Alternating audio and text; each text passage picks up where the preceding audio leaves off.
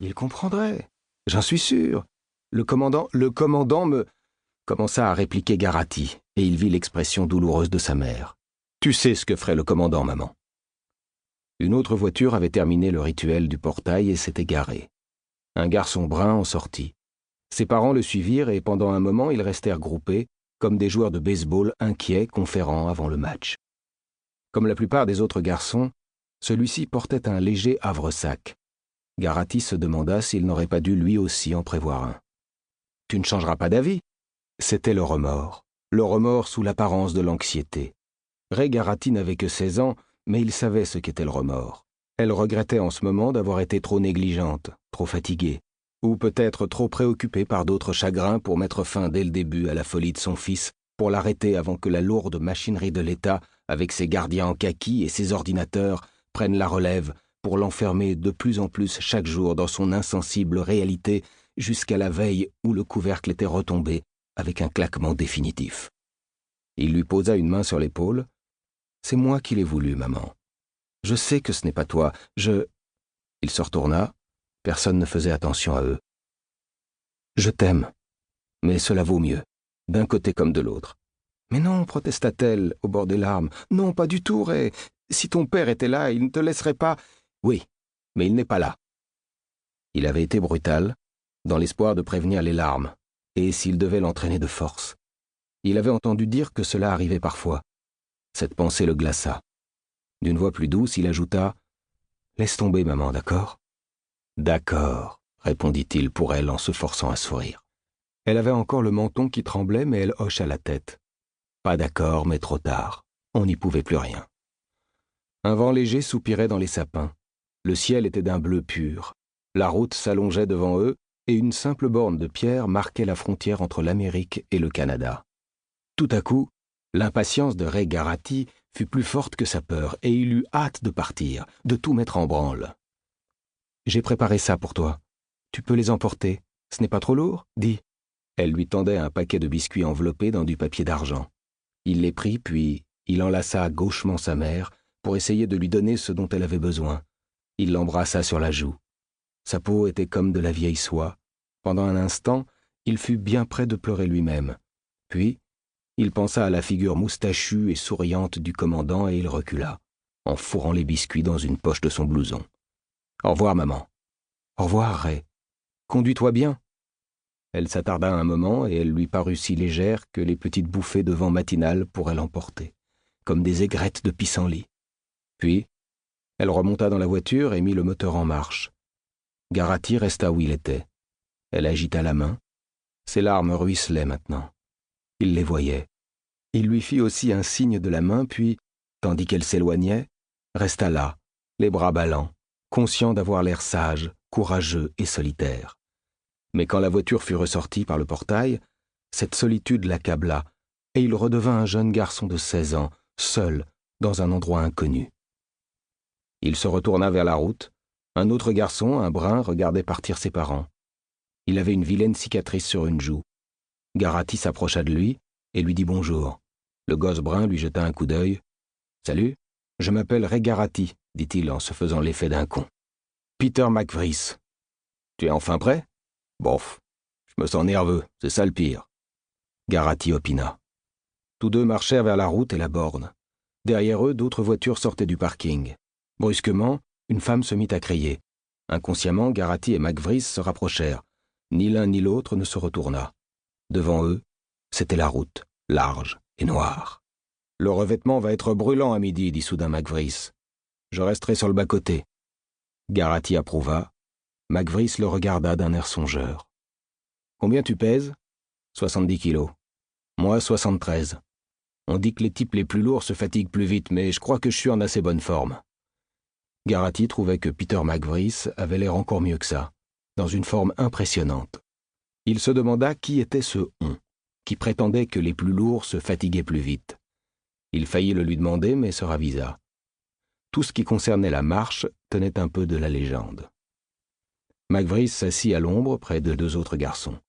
Au bout d'un moment, Garati vint le rejoindre, mais McVrice semblait se désintéresser de lui. Il consulta sa montre. Il était 8h05. Encore 55 minutes. L'impatience et l'appréhension revinrent, et il s'efforça de les chasser en se disant qu'il devait profiter de pouvoir rester assis. Les garçons l'étaient tous, assis par groupe ou seuls. L'un d'eux avait grimpé sur la branche basse d'un sapin surplombant la route et mangeait un sandwich à la confiture. Il était maigre et blond, en pantalon violet et chemise bleue sous un vieux chandail vert à fermeture éclair, troué au coude. Garati se demanda si les maigres tiendraient le coup ou abandonneraient vite. Les garçons à côté desquels McVriss et lui s'étaient assis étaient en pleine conversation. « D'abord, je ne me dépêcherai pas, déclara l'un d'eux. Pourquoi faire? Je m'échaufferai, faut s'adapter, c'est tout. L'adaptation, c'est le mot-clé ici. Rappelez-vous où vous avez entendu ça pour la première fois. » Il regarda autour de lui et découvrit Garati et McVriss. « Encore des agneaux pour l'abattoir. Je m'appelle Hank Olson. La marche, c'est mon truc, dit-il, sans l'ombre d'un sourire. » Garati se présenta. McVriss donna son nom presque distraitement, sans cesser de regarder la route. « Moi, c'est Art Baker, » dit l'autre avec un très léger accent du Sud. Tous quatre se serrèrent la main. Un bref silence tomba, rompu finalement par McVriss. « Ça flanque un peu la trouille, hein ?» Ils hochèrent la tête, sauf Hank Olson qui haussa les épaules en riant. Garati regarda le garçon dans l'arbre finir son sandwich, rouler en boule le papier gras et le jeter sur le bas-côté. « Il tombera vite, pensa-t-il, ce qui le rassura un peu. « Vous voyez cette tache-là, juste à côté de la borne ?» demanda soudain Olson. Ils regardèrent tous. La brise faisait danser des ombres sur la chaussée.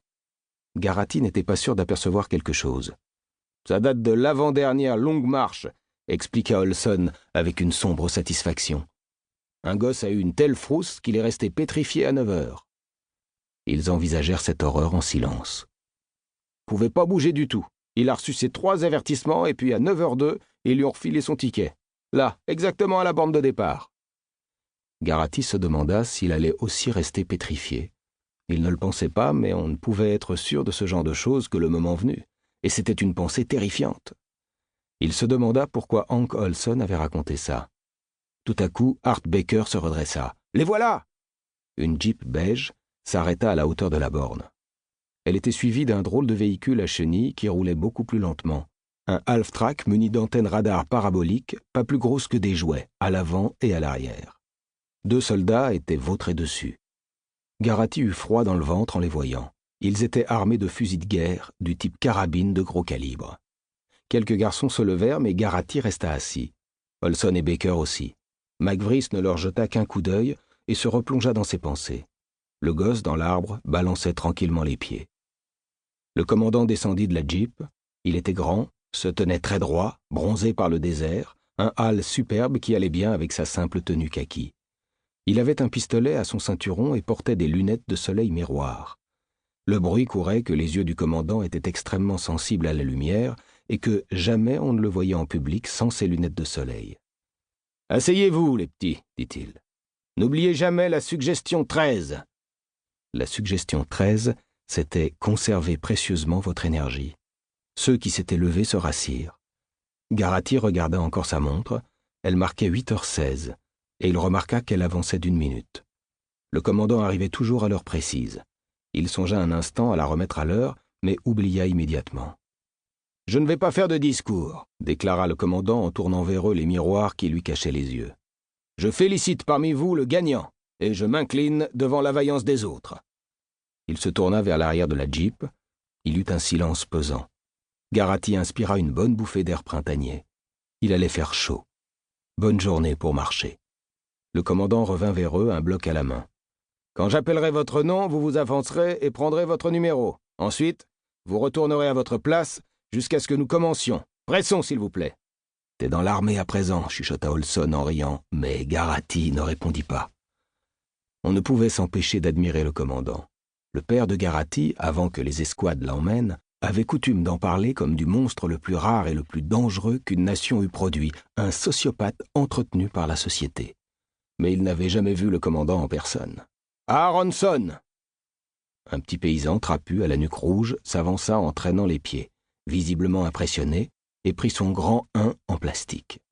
Il le fixa à sa chemise, par la bande adhésive, et le commandant lui donna une claque dans le dos. « Abraham !» Un grand garçon blond roux, en jean et t-shirt. Son blouson était attaché par les manches autour de sa taille, à la manière des écoliers, et lui battait les genoux. Olson ricana. Baker. Para seguir escuchando este audiolibro gratuitamente, haz clic en el enlace de la descripción y podrás escucharlo completo sin coste gracias a la prueba de 30 días de Audible.